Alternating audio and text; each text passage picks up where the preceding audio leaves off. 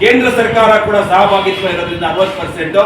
ನಾನು ಸೋಮಣ್ಣವ್ರ ಮುಖಾಂತರ ಪ್ರಧಾನಮಂತ್ರಿಯವರಿಗೆ ಇದು ಸಿಬಿಐ ಎನ್ಕ್ವೈರಿಗೆ ಆಗ್ರಹ ಮಾಡ್ತೀನಿ ಅನ್ನೋ ಉದ್ದೇಶದಿಂದ ಇವತ್ತು ಪ್ರೆಸ್ ಮೀಟ್ ಅನ್ನು ಕರೆದಿದ್ದೇನೆ. ಇವತ್ತು ಕಾಂಗ್ರೆಸ್ ಸರ್ಕಾರ ರಾಜ್ಯದಲ್ಲಿ ಬಂದ ಮೇಲೆ ಮುಖ್ಯಮಂತ್ರಿಗಳನ್ನ ಇವತ್ತು ಯಾಕೆ ಈ ರೀತಿಯ ಒಂದು ಭ್ರಷ್ಟಾಚಾರ ಆಗ್ತದೆ ಈ ಸರ್ಕಾರದಲ್ಲಿ ಅಂತ ಹೇಳಿದ್ರೆ, ಒಂದು ಸುಭದ್ರವಾದ ಸರ್ಕಾರ ಜನ ರಾಜ್ಯದಲ್ಲಿ ಆಯ್ಕೆ ಮಾಡಿದ್ರು ಕೂಡ ಮುಖ್ಯಮಂತ್ರಿಗಳು ಸಿದ್ದರಾಮಯ್ಯ ಆದ್ಮೇಲೆ ಇದಕ್ಕೆ ಕಣ್ಣಿಲ್ಲ, ಕಿವಿ ಇಲ್ಲ, ಮೂಗಿಲ್ಲ, ಏನಿಲ್ಲ. ಆದಿ ಬೀದಿಯಲ್ಲಿ ಭ್ರಷ್ಟಾಚಾರ ಇರುತ್ತೆ. ಹೆಜ್ಜೆಗೂ ಭ್ರಷ್ಟಾಚಾರವನ್ನ ನಾವು ನೋಡ್ತಾ ಇದ್ದೇವೆ. ಅಧಿಕಾರಶಾಹಿಗಳು ಯಾವಾಗ ಸ್ಟ್ರಾಂಗ್ ಇರ್ತಾರೆ ಅಂತ ಹೇಳಿದ್ರೆ, ಮೇಲಿರುವಂತಹ ಮುಖ್ಯಮಂತ್ರಿಗಳು ಸ್ಟ್ರಾಂಗ್ ಆಗಿದ್ರೆ ಇದೆಲ್ಲವೂ ಕೂಡ ಒಂದು ತಾವಧಿಯಲ್ಲಿ ಇರ್ತದೆ. ಇವತ್ತು ಮುಖ್ಯಮಂತ್ರಿಗಳನ್ನ ಒಂದು ಎನ್ಕ್ವೈರಿ ಕಮಿಟಿ ಕಾನ್ಸ್ಟಿಟ್ಯೂಟ್ ಆಗಿದೆ ಕೂಡ ಇದರಲ್ಲಿ, ಅಂದ್ರೆ ಗವರ್ನರ್ ಅವರು ಪ್ರಾಸಿಕ್ಯೂಷನ್ ಮಾಡಬೇಕು ಅಂತ ಕೊಟ್ಟಿದ್ದಾರೆ. ಆ ಕಾರಣಕ್ಕೆ ಇವತ್ತು ತನಿಖೆ ನಡೀತಾ ಇದೆ, ಹೈಕೋರ್ಟ್ ಟ್ರಯಲ್ ನಡೀತಾ ಇದೆ. ಸರಿನಾ ತಪ್ಪ ಗವರ್ನರ್ ಕೊಡೋದು ಅಂತ. ಆದ್ರೆ ಇವತ್ತು ಎಷ್ಟು ಜನ MLAಗಳಿದ್ದಾರೋ ಅಷ್ಟು ಜನನು ಮುಖ್ಯಮಂತ್ರಿ ಆಗ್ಬೇಕು ಅಂತ ಇವತ್ತು ಪತ್ರಿಕೆಗಳಲ್ಲಿ ಹೇಳಿಕೆಯನ್ನು ನೋಡ್ತಿದ್ದೀವಿ. ಇಂಥ ಒಂದು ದುರ್ಬಲವಾದ ಮುಖ್ಯಮಂತ್ರಿಗಳನ್ನ ನನ್ನ ಜೀವನದಲ್ಲಿ ನೋಡಿರ್ಬೇಕು.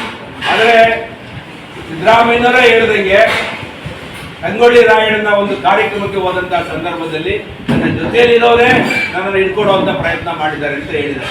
ಅದಕ್ಕೆ ಇವತ್ತು ನಾವು ನೋಡ್ತಾ ಇದ್ದೇವೆ, ಡೆಲ್ಲಿಗೆ ಹೋಗಿ ಟವಲ್ ಹಾಕುವಂಥವ್ರನ್ನ ನಾನು ಮುಖ್ಯಮಂತ್ರಿ ಆಗ್ತೀನಿ ಅನ್ನೋದನ್ನ ಇವತ್ತು ಕಾಂಗ್ರೆಸ್ ಸರ್ಕಾರದ ಪರಿಸ್ಥಿತಿ, ಕರ್ನಾಟಕ ರಾಜ್ಯದ ಪರಿಸ್ಥಿತಿ ಹೇಗಿದೆಯಪ್ಪ ಅಂತ ಹೇಳಿದ್ರೆ, ಜನ ಇವ್ರಿಗೆ 136 ಸೀಟ್ ಕೊಟ್ಟಿದ್ದು ಒಂದು ಒಳ್ಳೆ ಆಡಳಿತವನ್ನು ಮಾಡೋದಕ್ಕ ಇವ್ರು ಕಿತ್ತಾಡೋದಕ್ಕ ಅಂತೇಳಿ ಅವ್ರು ಏನಾದ್ರು ಮಾಡ್ಕೊಳ್ಳಿ, ಅವರ ಪಕ್ಷದ ವಿಚಾರ.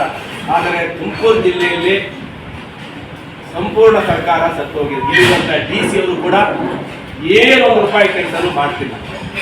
ಆಡಳಿತಾತ್ಮಕವಾಗಿ ಇದನ್ನೆಲ್ಲವನ್ನ ವೀಕ್ಷಣೆ ಮಾಡಬೇಕಾಗಿದ್ದು, ಇವೆಲ್ಲವನ್ನ ಬಜೆಟ್ ಇಡಬೇಕಾಗಿರುವಂಥದ್ದು DC ಅವರ ಕರ್ತವ್ಯ.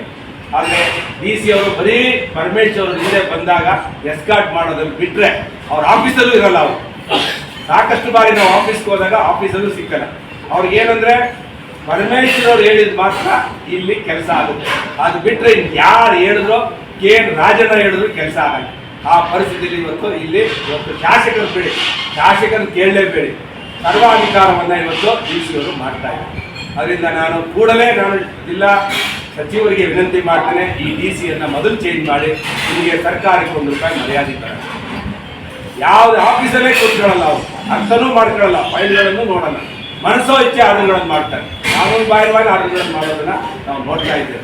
ಈ ರೀತಿಯ ಅದನ್ನ ನಾನು ಈಗ ಚೀಫ್ ಸೆಕ್ರೆಟರಿ ಬರಿತಾ ಇದ್ದೇನೆ. ಏನೇನು ಈ ಮೇಡಮ್ ಅವ್ರು ಬಂದ ಮೇಲೆ ಈ ವ್ಯವಸ್ಥೆಗಳು ಸರಿಗಿಲ್ಲ ಅನ್ನೋದನ್ನ, ಬರೀ ಪ್ರಾಮಾಣಿಕವಾಗಿದ್ರೆ ಆಗಲ್ಲ. ರಾಜಕೀಯ ವ್ಯವಸ್ಥೆಯಲ್ಲಿ ಅಧಿಕಾರಿಗಳು ಬರೀ ಪ್ರಾಮಾಣಿಕವಾಗಿದ್ರೇನೆ ಅವ್ರಿಗೆ ಅದು ಪ್ಲಸ್ ಪಾಯಿಂಟ್ ಅಲ್ಲ. ಸಾರ್ವಜನಿಕರ ಕಷ್ಟಗಳನ್ನ, ಆಹ್ವಾನಗಳನ್ನ ಸ್ವೀಕಾರ ಮಾಡಬೇಕು. ಮತ್ತೆ ಸಾರ್ವಜನಿಕರ ಪರವಾಗಿ ಕಾನೂನು ಒಳಗಡೆ ಕೆಲಸ ಮಾಡಿಕೊಡ್ಬೇಕು. ಕಾನೂನುಗಳಿರೋದು ಬಡವರು ಕೆಲಸ ಮಾಡಕ್ಕೆ, ಕಾನೂನನ್ನ ಬರೆದಿಡೋದಕ್ಕಲ್ಲ. ಅದರಿಂದ ಸಾಕಷ್ಟು ಈ ಮೇಡಮ್ ಅವರು ಬಂದ ಮೇಲೆ ಸಾಕಷ್ಟು ಗೊಂದಲಗಳನ್ನ ಇವತ್ತು ತುಮಕೂರು ಜಿಲ್ಲೆಯಲ್ಲಿ ಮಾಡ್ತಾವೆ. ನಾನು ರಮೇಶ್ ಸಾಹೇಬ್ ಅವ್ರಿಗೆ ಹೇಳೋದಿಷ್ಟೇ, ದಯವಿಟ್ಟು DC ಆಫೀಸಲ್ಲಿ, ತಾಲೂಕು ಆಫೀಸಲ್ಲಿ ಎಷ್ಟು ಕಡತಗಳು, ರೆವಿನ್ಯೂ ಇಲಾಖೆಯ ಕಡತಗಳು ಬಿದ್ದಿವೆ, ನಿಶ್ಚಿಂತು ಸ್ಥಿತಿಯಲ್ಲಿ ಬಿದ್ದಿವೆ ಅನ್ನೋದನ್ನ ದಯವಿಟ್ಟು ನೀವು ರಿವ್ಯೂ ಮಾಡಿ. ಪ್ರತಿ ತಾಲೂಕುಗಳಿಗೆ DC ಅವರು ಬರೀ ಕಾಟಾಚಾರದ ವಿಸಿಟ್ ಮಾಡಿದ್ರೆ ಆಗಲ್ಲ. ಅಲ್ಲಿ ತಾಲೂಕು ಆಫೀಸಲ್ಲಿ ಮತ್ತೆ CEO ಅವರ ಆಫೀಸಲ್ಲಿ ಅವ್ರಿಗೇನು ಅನುಭವದ ಕೊರತೆ ಗೊತ್ತಿಲ್ಲ. ನನ್ನ ಮೇಲ್ನೋಟಕ್ಕೆ ಕಾಣಿಸುತ್ತೆ ಅನುಭವದ ಕೊರತೆ ಮೇಡಮ್ ಅವ್ರಿಗೆ ಇದೆ ಅಂತ.